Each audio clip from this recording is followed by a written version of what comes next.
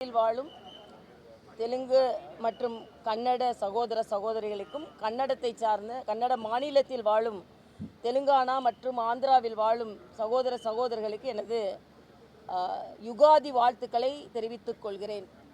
తెలుగు కన్నడిక ప్రజలందరికీ உகாதி சுபாகாஞ்சலு.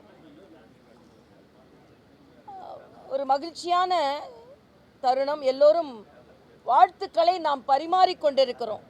ஆக நாம் மெட்ராஸ் ஸ்டேட்னு எல்லாரும் ஒன்றாக இருந்தது தான் திராவிடம்.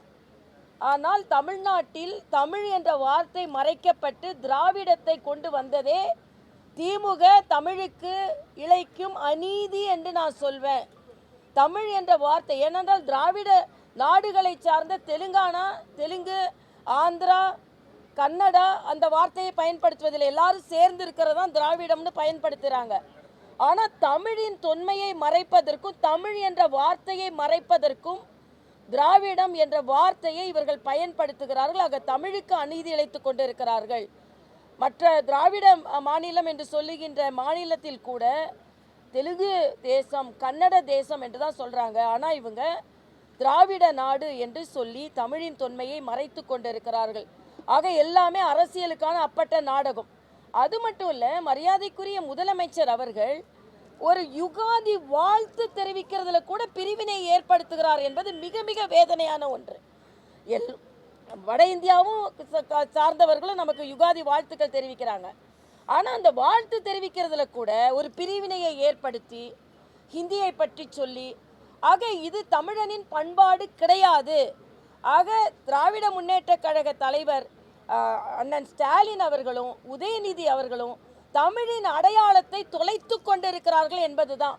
அதே மாதிரி கீழடியில் முதலில் கீழடி அகழ்வாராய்ச்சிக்கு அதிக நிதி ஒதுக்கியதே மரியாதைக்குரிய பாரத பிரதமர் தான். ஆக கீழடியில் அகழ்வாராய்ச்சிக்கு நிதி ஒதுக்குனா நாங்கள் அழுத்தம் கொடுத்ததுனால அப்படின்னு சொல்ல வேண்டியது. அதே மாதிரி சாகித்ய அகாடமியை பற்றியும் ஞானபீட விருதை பற்றியும் ஒருதலை பட்சமாக இருந்து கொண்டிருக்கிறார்கள் என்று சொல்லிட்டு தமிழர்களுக்கு கிடைத்த உடனேயே அது தனியார் நிறுவனமா அரசாங்க நிறுவனமா என்று பாராமல் உடனே அவர்களுக்கு கிடைக்கும் பொழுது நாங்கள் அழுத்தம் கொடுத்து தான் நாங்கள் போராடி தான் பெற்றோம் என்று சொல்வது. ஆக நீங்கள் போராடி யூபி அரசாங்கத்தில் நீங்கள் ஆட்சியில் இருக்கும் பொழுதே தமிழுக்கு எந்த மரியாதையும் உங்களால் கொண்டு வர முடியவில்லை, தமிழர்களுக்கும் எந்த மரியாதையும் கொண்டு வர முடியவில்லை. அதனால இன்றைய காலகட்டத்தில் அது மட்டும் இல்லை, இன்னைக்கு ஹிந்தி எழுத்தை அழிக்கப் போகிறேன் என்று ஒரு சகோதரர் உயிரிழந்திருக்கிறார். உயிரிழந்ததற்கு எனது அஞ்சலி. ஆனால் மறுபடியும் சொல்கிறேன், எல்லோரும் ஒற்றுமையாக வாழக்கூடிய தேசத்தில் கடைசி ஆயுதமாக ஹிந்தியை எடுத்து மறுபடியும் மக்களின் அடிப்படை தேவைகளை கண்டு கொள்ளாமல் உணர்வு பூர்வமாக இந்த தேர்தலை எடுத்து செல்ல இருப்பதை நான் வன்மையாக கண்டிக்கிறேன். உண்மையான மதச்சார்பற்றவர்கள் என்றால் தேசிய ஜனநாயக கூட்டணி தான், மரியாதைக்குரிய பாரத பிரதமர் தான். அதனால் இன்றைய எல்லாவற்றிலுமே குழப்பம் ஏற்படுத்த வேண்டாம் என்பதும் முதலமைச்சர் சொல்கிறார். 2 மேடை, ஒன்று திராவிட மேடை, ஒன்று டெல்லி மேடை, எதில் ஏறுகிறீர்கள் என்று கேட்கிறார். நீங்கள் டெல்லியில் மேடையில் இதே பாஜக கூட நீங்கள் டெல்லி மேடையில் ஏறினவங்க தான். ஆக 2 மேடையும் நம் தமிழ்நாட்டுக்கு வேணும். நம்ம தமிழ்நாட்டு மேடையில் ஏறி மத்திய அரசின் நல்ல திட்டங்கள் தமிழ்நாட்டிற்கு கிடைக்க வேண்டும். ஆனால் மறுபடியும் மொழியாக இருந்தாலும் சரி, மேடையாக இருந்தாலும் சரி, மாநிலமாக இருந்தாலும் சரி, பிரித்து நீங்கள் வைக்கிற மேடை இன்னைக்கு அதிகமான எண்ணிக்கை ஏற்றி உங்கள் மேடை சரிஞ்சிரும் போல இருக்குது. இந்திய கூட்டணி என்ற மேடை சரிஞ்சிரும் போல இருக்குது. ஆனால் நாங்கள் மிதமாக சரியான கூட்டணி அமைத்து இந்த தேசிய ஜனநாயக கூட்டணி நிச்சயமாக வெற்றி பெறும் அளவிற்கு நாங்கள் உழைத்து கொண்டிருக்கிறோம். மக்களும் அதை எதிர்பார்க்கிறார்கள். ஏன்னா விளாத்திக்குளம் ஒன்றே போதும் எவ்வளவு கொடூரம் தமிழ்நாட்டில் நடந்து கொண்டிருக்கிறது என்பதற்கு. அதனால் நிச்சயமாக மக்கள் மாற்றத்தை எதிர்நோக்குகிறார்கள் என்பது எனது கருத்து.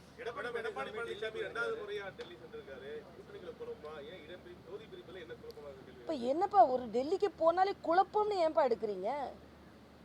அவர் ஒரு பயணம் செய்கிறார், அவ்வளவுதான். ஏதாவது தமிழ்நாட்டில் ஒரு கூட்டணி கட்சி தலைவரை இன்னொரு கூட்டணி கட்சி தலைவர் பார்க்கறதுக்கு டெல்லி போனால் அது குழப்பம். ஆனால் 6 தொகுதி வாங்கின கம்யூனிஸ்ட் 5 தொகுதி அழுத்தம் கொடுத்து 5 தொகுதி வாங்க வச்சிருவாங்க.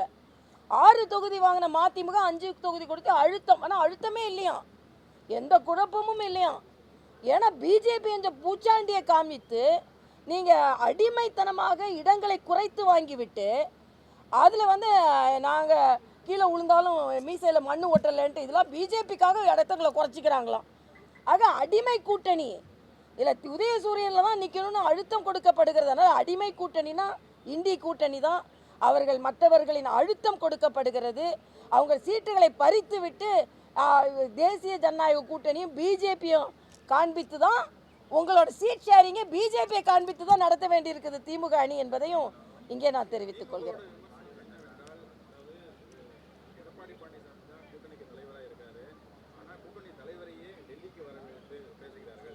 கனிமொழி ஏன் போய் ராகுல் காந்தியை போய் பார்த்தாங்க? கனிமொழி ஏன் போய் ராகுல் காந்தியை பார்த்தாங்கன்னு நான் கேட்குறேன். அதனால் தேசிய கட்சி, மாநில கட்சி, மரியாதைக்குரிய அமித்ஷா அவர்கள், மரியாதைக்குரிய எடப்பாடி அவர்களை சந்திப்பதற்கு தமிழ்நாட்டு வந்தாங்க. மரியாதைக்குரிய மோடி அவர்கள் தமிழ்நாட்டில் எல்லா தலைவர்களுடைய மேடையில் இருக்கிறதுக்கு தமிழ்நாட்டுக்கு வந்தாங்க. ஆக நிர்வாக ரீதியாக, நட்பு ரீதியாக பயணம் செய்வதில் என்ன தவறு இருக்குன்னு நான் கேட்குறேன். இதெல்லாம் விவாதத்துக்குலாம் நான் வரலைங்க. நாங்கள் சுமூகமாக போய் கொண்டு இருக்கிறோம், அவ்வளவுதான்.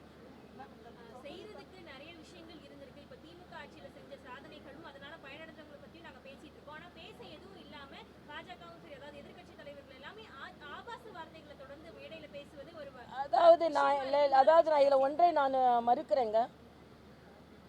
சில பேர் சில வார்த்தைகளை பெண்களுக்கு எதிராக பேசினால் நிச்சயமாக அதுக்கு எதிர்ப்பு தெரிவிப்போம், அது கண்டனத்திற்குரியது. ஆனால் நான் ஒரு கேள்வி கேட்குறேன் திமுக கூட்டணி கட்சியை சார்ந்தவர்களுக்கு.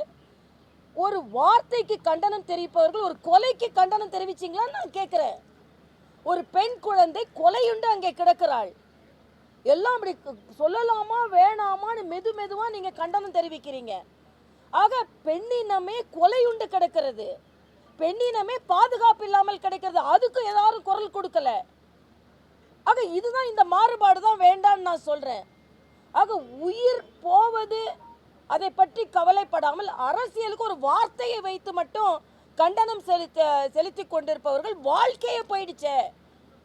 ஆக பெண்களுக்கான வார்த்தைக்கு கண்டனம் தெரிவிப்பவர்கள் பெண்களுக்கான வாழ்க்கைக்கு கண்டனம் தெரிவிக்கலைன்றதான் எனது ஆதங்கம். பொங்கி பொங்கி பொங்கி கண்டனம் வருது. ஆனால் அங்கே ஒரு பெண் +2 மாணவி கொலையுண்டு இருக்கிறாள். இந்த ஆட்சியின் அவலத்தை யாராவது பேசுனீங்களா? வைகோவா இருக்கட்டும், கம்யூனிஸ்ட் கட்சிகளாக இருக்கட்டும், திருமாவளவனாக இருக்கட்டும், உடனே பேசுனீங்களா? மெதுவாக அப்படியே. ஆனால் அதே இது ஒரு வார்த்தை தவறாக வந்து விட்டது. வார்த்தை தவறாக வந்தது தவறு தான். ஆனால் அதுக்கு காண்பிக்கின்ற கண்டனத்தை உடனே செல்வ பிறந்தது அதுக்கு ஆர்ப்பாட்டம் பண்ணுறாராம். நான் கேட்குறேன், ஒரு குழந்தை கொலையுன்றிருக்கு, அதுக்கு ஆர்ப்பாட்டம் பண்ணீங்களா நீங்கள்? அதே மாதிரி பெண்களுக்கான பாதுகாப்பு இல்லை. இங்கே மதுராந்தகத்துக்கிட்ட ஒரு குழந்தை பாலியல் பலாத்காரம் செய்யப்பட்டிருக்கு. அங்கே ஒரு குழந்தை பாலியல் பலாத்காரம் செய்யப்பட்டு கொலை செய்யப்பட்டிருக்கு. சிலிண்டரை தூக்கி தலையில் வச்சுட்டு போராடிட்டு இருக்கிறாரு. சிலிண்டரை தலையில் தூக்கி வச்சுன்னா இன்றைக்கி சிலிண்டர் உள்நாட்டு உற்பத்தி 73% அதிகரித்திருக்கிறது. இன்றைக்கி ஹர்மூஸ் மூலமாக நம்ம கப்பலில் மட்டும் விட்டு கொண்டு இருக்கிறார்கள். சிதம்பரம் அதில் வேறு விட்டது 8 நாளைக்கு தானே கேஸ்ன்னு. அதுக்கப்புறம் மோடி ஏற்பாடு பண்ணுவார். நீங்கள் இலங்கை தமிழர் பிரச்சனையில் எப்படி வெளியுறவு கொள்கையை வச்சுருந்தீங்கன்னு எல்லாருக்கும் தெரியல.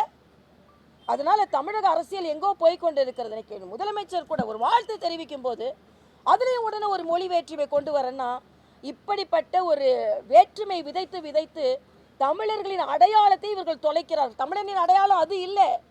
தமிழினின் அடையாளம் வந்தாரை வாழ வைப்பது, எல்லோரையும் வாழ்த்துவது. ஆனால் தமிழன் சுயநலக்காரனே கிடையாது. ஆனால் இவங்க தமிழின் அடையாளத்தையே திராவிடம் என்று மறைத்து கொண்டிருக்கிறார்கள் என்று தான் நான் நேரடியாக குற்றம் சாட்டுகிறேன். நாங்கள் இப்போ அதான் ஃபைனலைஸ் பண்ணுறோம். இன்னைக்கு ஃபைனலைஸ் பண்ணிடுறோம். அதுதான் போகணும். நான் அதுக்குள்ளே நீங்களாம் கூப்பிட்டீங்க, நான் வந்தேன். அவன்தான் இன்னைக்கு ஃபைனலைஸ் பண்ணி நாளைக்கு தலைவர்கிட்ட கொடுத்துட்றோம். அப்புறம் தலைவர் எப்போ வெளியிடணும்னு சொல்கிறாரு அப்போ வெளியிடுவோம். ஆல்மோஸ்ட் நாங்கள் டிராஃப்ட் பண்ணிட்டோம். இன்னைக்கு ஃபைனல் இப்போ கமலாலயத்தில் பண்ண போகிறோம். எல்லா செக்டாருக்கும், குறிப்பாக மகளிர், விவசாயம்.